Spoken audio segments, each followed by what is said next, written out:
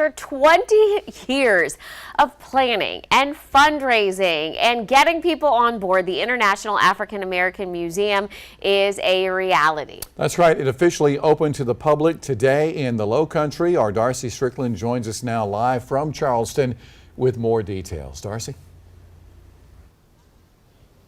Andrea, JR, thank you so much. Every single part of this museum was planned intentionally. You don't even have to actually go into the museum to understand the history behind this location. Take, for instance, where we are. You'll see this sculpture. It looks like a person who is bent over, hunched over. And let me give you a little bit of the history behind this location. The history books say that there were 700 souls in this area waiting for their price to go up. 700 enslaved people in this area waiting for their price to go up. It was an unusually cold winter, and overnight, each person in this area lost their life. And so it was very important for the people who planned this area for it to not just be an area that symbolizes death, because if you can see with each of these hunched sculptures, these people are heading back towards the water.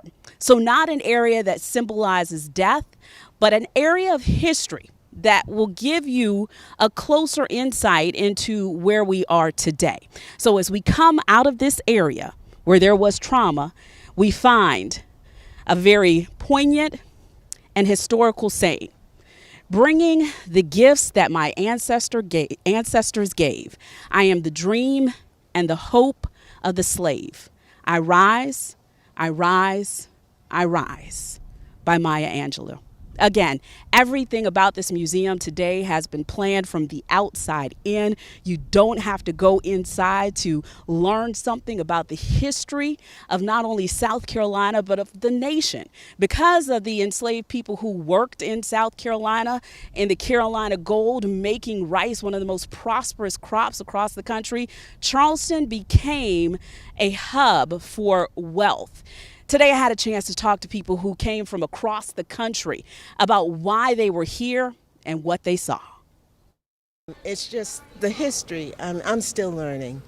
It's a continuous process, and I'm just awed at the museum and all that they have to offer. I wanted to contribute. I wanted to be here. We were disappointed when the opening was put off, but it was well worth the wait. And for me, I was overwhelmed when I first got here. I started videoing and I started crying because my heart, just knowing the impact of what our ancestors went through, but looking from what God has brought us through and what God has brought us from and where God is going to take us. And the museum is just a wonderful, wonderful remembrance, but also letting us know where we're going in the future, and that's only up. African American history is American history, and we need to keep it in our hearts and our minds and never forget it.